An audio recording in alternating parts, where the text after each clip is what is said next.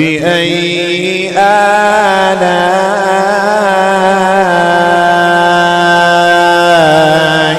ربكما تكذبان.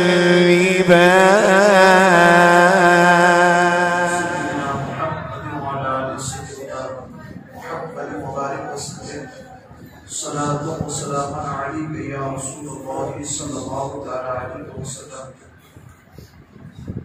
قرآن مقدس کی آیتوں کو، قرآن مقدس کی آیتوں کے ترجمے کو اور اس کی کچھ تفسیر کو، اس کے مفہوم کو سمجھنے کی کوشش کر رہے ہیں. جہاں سورہ مزمل کے حوالے سے ہم نے گفتگو کو شروع کیا، جس کی پہلی آیت کا ترجمہ اور تفسیر ہم نے سماعت کی، اس کے بعد دوسری اور تیسری آیت کو سمجھنے کی کوشش کرتے ہیں. کہ پہلی آیت میں تو یوں ارشاد فرمایا، یا ایھا المزمل، ایک چادر اوڑھنے والے. سبحان اللہ. حضور صلی اللہ تعالی علیہ وسلم کے وصف کو بیان کیا گیا. آقا کریم صلی اللہ تعالی علیہ وسلم چادر اوڑھے ہوئے تھے. رب نے جو کلام آسمان سے نازل فرمایا، محبوب جس حالت میں تھے اس حالت میں رب نے قرآن نازل فرمایا. سبحان اللہ. اس کے بعد دوسری آیت قم اللیل ذکر فرمایا گیا، قم اللیل الا قلیلا. محبوب قیام فرمائیے، قیام عبادت کیجیے. الا قلیلا، رات کے تھوڑے سے حصے کے علاوہ، رات کے کچھ حصے کے علاوہ جو رات بچتی ہے اس میں قیام فرمائیے، قیام عبادت کیجیے. اچھا، کتنی؟ قرآن خود آگے بیان فرماتا ہے نصفہ، آدھی رات، اوین قس یا اس سے کچھ کم، اوین قس منہ قلیلا. اور اس کے بعد او زد علیہ، اس پر کچھ زیادہ کر دیجیے.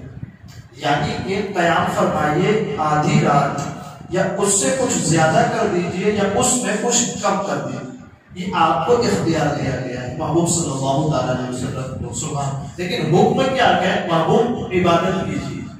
رات کے تھوڑے سے حصے کے علاوہ جتنی رات بچتی ہے اس میں عبادت کیجیے. اب جتنی رات بچی اس میں تو آپ آدھی رات عبادت کیجیے یا اس سے زیادہ عبادت کیجیے، اس سے کم عبادت کیجیے. یہ آپ کو اختیار دیا گیا. ٹھیک ہے. اب اس آیت کی وضاحت میں یہ بیان فرمایا جاتا ہے کہ رات کے تھوڑے سے حصے میں محبوب آپ آرام فرمائیں. اب جو وقت اس کے علاوہ بچتا ہے اس باقی رات میں نماز اور عبادت کے ساتھ اپنے رب کو یاد کیجیے. سبحان اللہ. ٹھیک ہے. یہاں آپ صلی اللہ تعالی علیہ وسلم کو یہ اختیار دے دیا گیا، عبادت خواہ محبوب آدھی رات کرے یا اس سے کم کرے یا آدھی رات سے زیادہ کرے، یہ سب آپ کو اختیار دیا گیا ہے، لیکن آپ عبادت کریں. سبحان اللہ. ٹھیک ہے.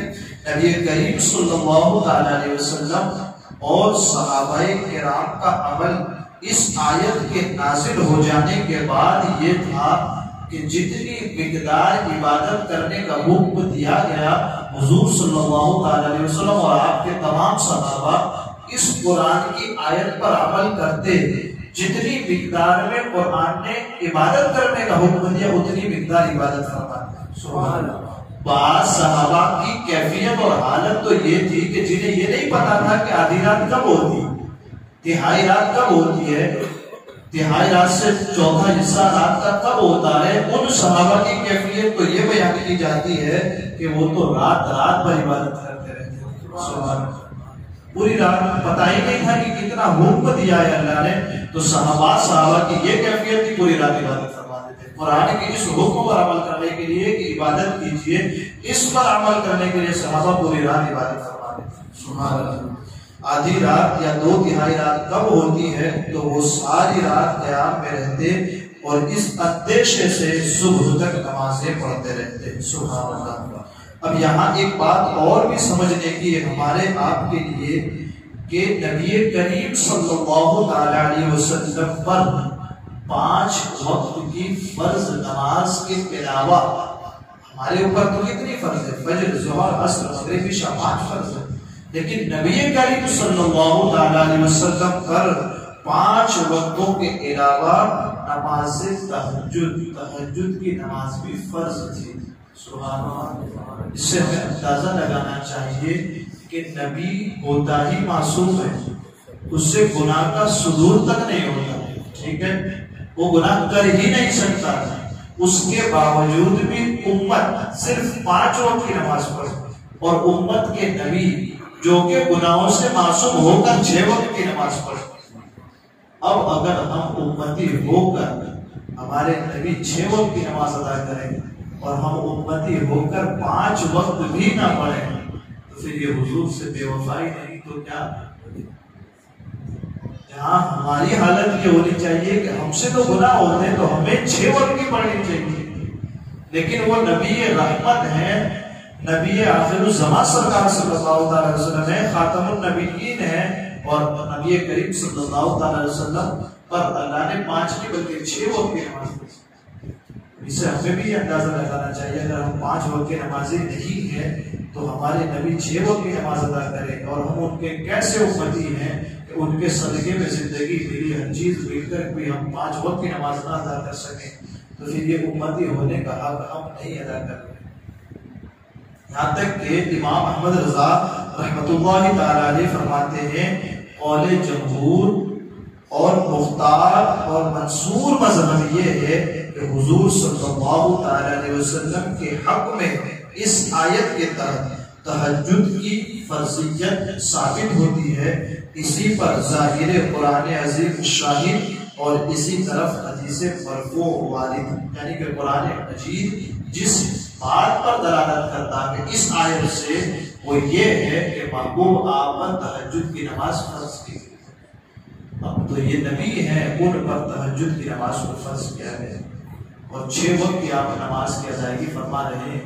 تو ہمیں اور آپ کو بھی اپنی زندگی میں اس چیز کو داخل کرنا چاہیے کہ اگر ہم 5 وقت کی نہیں پڑھتے تو سب سے پہلے 5 وقت کی شروع کرنی چاہیے، اور 5 وقت کے نمازی بن جائیں تو پھر اس آیت پر عمل کرتے ہوئے اپنی زندگی میں اپنی راتوں میں تہجد کی عبادت بھی کر کے حضور صلی اللہ علیہ وسلم کی سنت پر عمل کرنے کا موقع حاصل کرنا چاہیے. اللہ تعالیٰ مجھے آپ کو کہنے سننے سے زیادہ علم و عمل کی توفیق عطا فرمائے.